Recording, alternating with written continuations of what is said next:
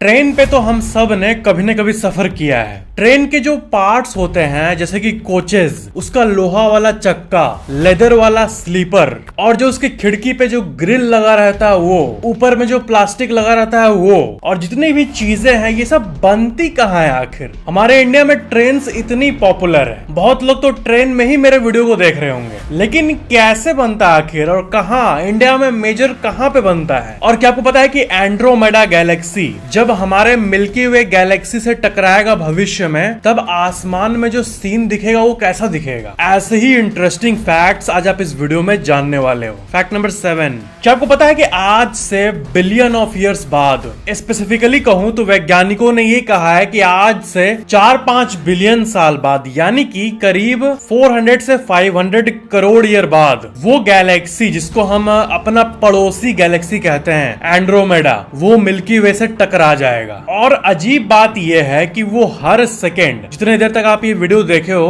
उतने में वो हजारों किलोमीटर सामने आ चुका है ऑलरेडी मिल्की वे का। तो वो 110 किलोमीटर पर सेकेंड के हिसाब से मिल्की वे के करीब आ रहा है एंड्रोमेडा। और जैसा कि आप इमेज अपने स्क्रीन पे देख सकते हो, आज से करोड़ों साल बाद जब ये पास आ चुका होगा तब आसमान में ये कुछ ऐसा दिखेगा। और कुछ साल बाद जब और पास आ जाएगा तब हमारा पूरा आसमान ग्लिटर करेगा। एक कॉस्मिक आर्ट जिसे कहते हैं ना, एक आर्टिस्ट जिसे एक पेंट करता है, पूरा आसमान वैसे ही लिट अप हो जाएगा जैसा कि आप अपने स्क्रीन पे देख रहे हो। ऐसा कुछ सीन होगा नाइट स्काई जब एंड्रोमेडा एकदम करीब आ चुका होगा। और ये आप लेवल्स देख सकते हो कि सबसे दूर में कैसा दिखता है, सामने कैसा दिखेगा, और पास और पास और पास और पास और पास और पास।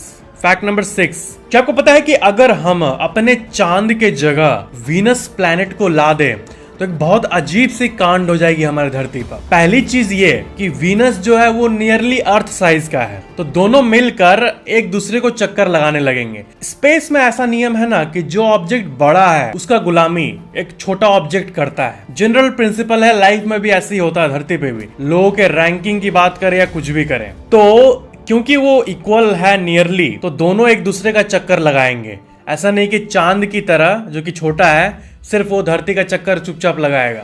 बट और एक चीज ये होगी कि वीनस के आने के बाद रात नहीं रहेगी। जी हाँ, नाइट स्काई भी पूरा लिट अप हो जाएगा। वीनस का जो क्लाउड है वो सल्फ्यूरिक है और वो बहुत सारा लाइट को रिफ्लेक्ट कर देते हैं, करीब 70% लाइट को रिफ्लेक्ट कर देते हैं। तो पहली बात, अगर चांद के जगह वीनस प्लैनेट आया तो वो चांद से बड़ा दिखेगा साइज के चलते, और पूरा एक दूसरे सूरज की तरह हो जाएगा। वो सल्फ्यूरिक क्लाउड्स है वहां, तो सूरज का जो लाइट जब पड़ेगा वो पूरा रिफ्लेक्ट करेगा धरती के तरफ, और बहुत मात्रा में वहां पे सल्फर क्लाउड मौजूद है। वीनस जो है वो बड़ा सा ग्लोइंग ऑब्जेक्ट, एक ब्राइट ऑब्जेक्ट की तरह दिखेगा। और अगर चांद के जगह आ गया वो, तो वो एक दूसरे का चक्कर लगाते लगाते लगाते लगाते एक बार पास आ जाएगा, कोलाइड कर जाएगा वो अर्थ और वीनस, और मिल के बन जाएगा अर्थ प्लस वीनस। फैक्ट नंबर 5, जब किसी तारे का फ्यूल खत्म होता है तब वो बहुत मात्रा में गामा रे को रिलीज करता है, जिसको कि गामा रे बर्स्ट कहते हैं। और गामा रे बर्स्ट जो है वो इतना खतरनाक है कि अगर कोई तारा एक्सप्लोड कर रहा है और उसका एक रे सीधा पिन पॉइंट कर रहा है धरती को, अगर वो तारा 3000 लाइट ईयर्स भी दूर रहेगा तो वो धरती के सारे ओजोन लेयर को डिस्ट्रॉय कर देगा। ये सोचो कि 3000 लाइट ईयर कितना ज्यादा डिस्टेंस होता है, और उतना ज्यादा डिस्टेंस होने के बावजूद भी वो डिस्ट्रॉय कर देगा ओजोन लेयर को। आप लोगों में से बहुत लोगों ने मेरे से पूछा है कि सन जो है, हमारा सन ही इतना खतरनाक है कि हमें किसी और ब्लैक होल वगैरह के बारे में सोचने की जरूरत ही नहीं है क्या, कि सन टाइम टू टाइम अपना रे को छोड़ते रहता है स्पेस में, जिससे धरती पे भी इफेक्ट पड़ता है। धरती का मैग्नेटिक फील्ड उससे हम लोगों को बचा लेता है, प्रोटेक्शन सिस्टम नेचर में बना हुआ है। बट आप लोगों का क्वेश्चन ये था कि वो अगर ऐसे मास को इजेक्ट करते रहता अपने अंदर से एनर्जी को, तो इससे वर्स्ट क्या हो सकता। मान लो बहुत बड़ा सा एक मास इजेक्शन आ गया तब, तो इसका आंसर ये है कि अगर इतना ज्यादा पावर का रे अगर वो छोड़ा तो धरती का सारा एनर्जी ग्रिड्स जो है वो तबाह हो जाएगी और प्रोबेबली सालों तक 1-2 साल तक आपके घर में बिजली नहीं आ पाएगी, क्योंकि ये जो है ये डायरेक्टली इलेक्ट्रिक से संबंधित है। और ऐसा कुछ जब होता है तो वो डायरेक्टली इलेक्ट्रिक वाली चीजों को खराब कर देती है। सारे सैटेलाइट्स मेल फंक्शन हो जाएंगे, अगर बहुत बड़ा रे आ गया तो सारा पावर एनर्जी चला जाएगा और धरती का जो क्लाइमेटिक कंडीशन है उसमें बहुत बड़ा चेंज आ जाएगा, और जिसकी मैंने एक बार बात की है इटर्नल विंटर, वो आ सकता है। फैक्ट नंबर 4, ये एक बहुत ही डरावना फैक्ट है। मान लो कि आपको चांद के पास, चांद जहां है उसके पास वाले स्पेस में छोड़ दिया गया, तो आप तैरते रहोगे डीप स्पेस में और आपको चांद दिखेगा, धरती दिखेगा, सोलर सिस्टम दिखेगा। वही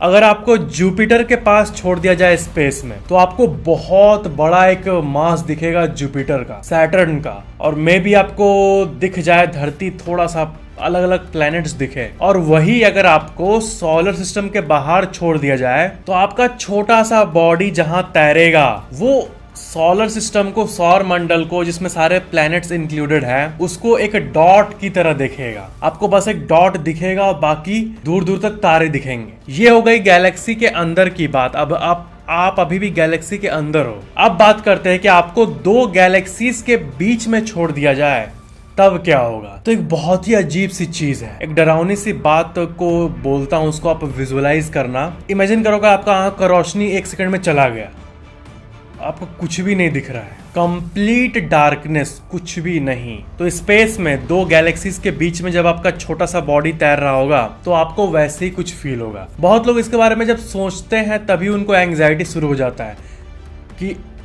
कि आंख खुला रहते हुए भी कुछ नहीं दिख रहा है, चारों तरफ ब्लैकनेस, पूरा कुछ है ही नहीं, आप अंधेरे और नथिंगनेस में तैर रहे हो, आपको वैसा फील होगा। अब ऐसा क्यों? क्योंकि 2 गैलेक्सीज के बीच में जो डिस्टेंस होता है वो बहुत ज्यादा होता है, बहुत ज्यादा। आपका जो बॉडी का साइज है वो तो मतलब कुछ भी नहीं है उसके सामने। और आपकी आंख की पावर की बात करें तो वो गैलेक्सीज को एज अ डॉट भी नहीं देख पाएगा, उसको दिखेगा ही नहीं कुछ। और 2 गैलेक्सी के सबसे बीच में जो सबसे आइसोलेटेड लोकेशन है वहां पे आपको छोड़ दिया जाए तो आपको यूनिवर्स दिखेगा ही नहीं, आपको कुछ भी नहीं दिखेगा। आपका ये हाइट, आपका वेट, ये यूनिवर्स के सामने कुछ भी नहीं है, और आपकी आंखों की रोशनी ये भी कुछ भी नहीं है इसके सामने। तो ऐसा क्रीपी चीज होगा। आप इनफैक्ट अगर ब्लैक होल के सामने भी आपको छोड़ दिया जाए तो आपको कुछ ऐसा ब्लैक होल सामने बनता हुआ और सक करता हुआ दिखेगा, बट ब्लैक होल के अंदर कैसा आपको दिखेगा वो तो किसी को नहीं पता। तो ऐसे ही कुछ दिखेगा आपको, कंप्लीट डार्कनेस, लेकिन उसमें तो आपको कुछ दिखेगा ही नहीं टेक्निकली, क्योंकि दिखने के लिए आंखों में लाइट जाके दिमाग में प्रोसेस होना जरूरी है, और जहां पे टाइम एग्जिस्ट करता ही नहीं, जो कि है काला छेद, हमारा प्यारा ब्लैक होल, उसमें तो कुछ भी टाइम है ही नहीं। तो स्पेस में तैरते हुए डार्कनेस दिखेगा।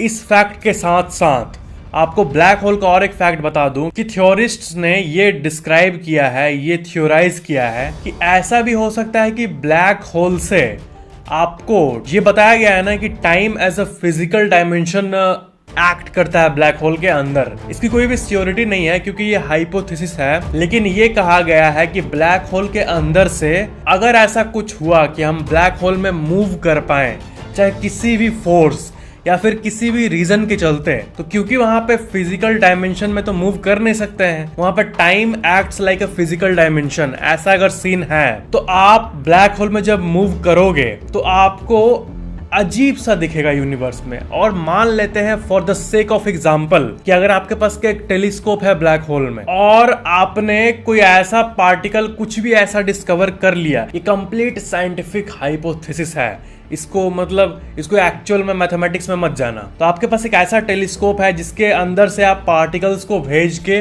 ब्लैक होल के बाहर भी निकाल सकते हो। ऐसा कुछ अगर आपने बना दिया तो आप इधर मूव करोगे तो आपको बचपन दिखेगा, इधर मूव करोगे तो आपको धरती का फ्यूचर दिखेगा। ब्लैक होल से इधर मूव करोगे और धरती को देख रहे होगे तो फिर आपको 1960 में आप अपने मम्मी पापा के बचपन को देख पा रहे होगे, इधर मूव करोगे तो साल 2200 को देख पा रहे होगे। ऐसा कुछ सीन होगा ब्लैक होल के अंदर। अब जो एकदम डीप साइंस एक्सप्लोरर लोग होंगे वो कहेंगे कि भाई कोई ऐसा है क्या जो कि लाइट के स्पीड से ज़्यादा में ट्रैवल कर सकता है, ब्लैक होल को एस्केप कर सकता है, ऐसा कोई पार्टिकल है? तो जी हाँ, वो न्यूट्रिनोज है। न्यूट्रिनोज ये जो पार्टिकल है यही आज तक एक पार्टिकल है जो कि फाइंड किया गया है कि ये स्पीड ऑफ लाइट से ज्यादा में ट्रैवल कर रहा है। अजीब बात है, neutrinos can travel faster than the speed of light. ये एक अजीब सी सच्चाई है। फैक्ट नंबर 3, WRAL न्यूज का एक आर्टिकल आप ये देखो। ये स्टीव जॉब्स के बारे में एक आर्टिकल है और इसमें एक जगह पे ये बात मेंशन्ड है कि एक लड़की स्टीव जॉब्स के यहाँ एप्पल कंपनी में काम करती थी। एक बार वो लेट हो गई और फिर नेक्स्ट दिन आए, वो एक गाड़ी का चाबी दिए, वो जैगवार गाड़ी था, उसका कीज दिए और उस लड़की को कहें कि ये लो चाबी गाड़ी का, अब और लेट मत होना। गजब। फैक्ट नंबर 2, पिरामिड कितना मिस्टीरियस है वो तो आपको पता ही होगा, बट आपको पता है पिरामिड कुछ भी नहीं है हमारे धरती में मौजूद बाकी कुछ मिस्ट्रीज के सामने। एक ऐसा पिरामिड मौजूद है जो कि ग्रेट पिरामिड ऑफ गीजा से ट्वाइस वॉल्यूम है, डबल वॉल्यूम। और जो इजिप्ट का पिरामिड है उसका जो बेस है उससे 4 गुना बड़ा बेस एक सिंगल पिरामिड का है हमारे दुनिया में, और वो है मैक्सिको का ये पिरामिड, ग्रेट पिरामिड ऑफ चोला। और ये पिरामिड एक माउंटेन के बेस में मौजूद है, जो कि बहुत ही अजीब बात है। पिरामिड की सबसे स्ट्रेंज बात यह है कि कई सिविलाइजेशंस आपस में कॉन्टैक्टेड नहीं थे। मतलब आपको चाइना में पिरामिड्स मिल जाएंगे, हर जगह पे दुनिया भर में पिरामिड्स मिल जाएंगे, और आप धरती के सारे पिरामिड्स के अलाइनमेंट को देखोगे तो आपको इसमें कुछ ना कुछ मीनिंग नजर आएगा। इससे ये पता चलता है कि पुराने जमाने के जो लोग थे वो मैथमेटिक्स और बाकी एस्ट्रोलॉजिकल चीजों को लेके पूरी तरह से अवेयर थे, और